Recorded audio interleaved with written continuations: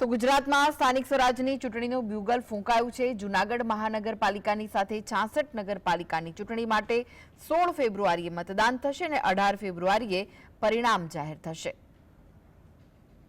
ગુજરાતમાં ફરી ચૂંટણીનો શંખનાદ થયો છે। રાજ્યમાં પાલિકા પંચાયતની ચૂંટણીની તારીખો જાહેર થઈ છે, જે મુજબ 1 મહાનગરપાલિકા, 3 તાલુકા પંચાયત અને 66 મહાનગરપાલિકાની ચૂંટણી યોજાશે। આ સાથે પેટા ચૂંટણીઓનો કાર્યક્રમ પણ જાહેર થયો છે, જે મુજબ મનપાની 3 બેઠક, નગરપાલિકાની 21 બેઠક, જિલ્લા પંચાયતની 9 બેઠક અને તાલુકા પંચાયતની 91 બેઠક પર પેટા ચૂંટણી યોજાશે। 16 ફેબ્રુઆરીએ મતદાન થશે, 18 ફેબ્રુઆરીએ પરિણામ જાહેર થશે। અમદાવાદ અને સુરત મહાનગરપાલિકાની કેટલીક બેઠકો પર પણ પેટા ચૂંટણી યોજાશે। સવારના 7 વાગ્યાથી સાંજના 6 વાગ્યા સુધી મતદાન કરી શકાશે।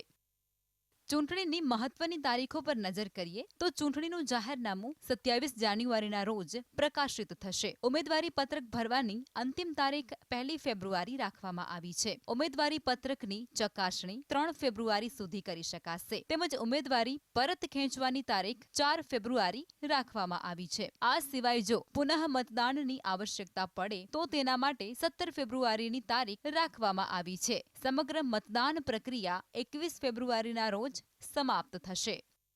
રાજ્યના કુલ 696 વોર્ડમાં ચૂંટણી યોજાશે। 2178 બેઠક પર મતદાન થશે। 1032 મતદાન મથકોને સંવેદનશીલ મથકો જાહેર કરાયા છે, જ્યારે 244 મથકોને અતિ સંવેદનશીલ મથકો જાહેર કરાયા છે। રાજ્યના 38,86,000થી વધુ મતદારો આ ચૂંટણીમાં મતદાન કરશે, જેમાં 19,84,000થી વધુ પુરુષ મતદારો અને 19 લાખ જેટલા મહિલા મતદારોનો સમાવેશ થયો છે। કોઈ પણ અનિચ્છનીય બનાવ ન બને અને શાંતિપૂર્ણ માહોલમાં મતદાન પૂર્ણ થાય તે માટે સઘન સુરક્ષા બંદોબસ્ત ગોઠવાશે। ચૂંટણી પ્રક્રિયા માટે કુલ 25,000 પોલીસ જવાનો તહેનાત રહેશે। આ સાથે રાજ્યમાં જ્યાં જ્યાં સ્થાનિક સ્વરાજ્યની ચૂંટણી યોજાવાની છે, ત્યાં આદર્શ આચાર સંહિતા અમલમાં આવી ગઈ છે।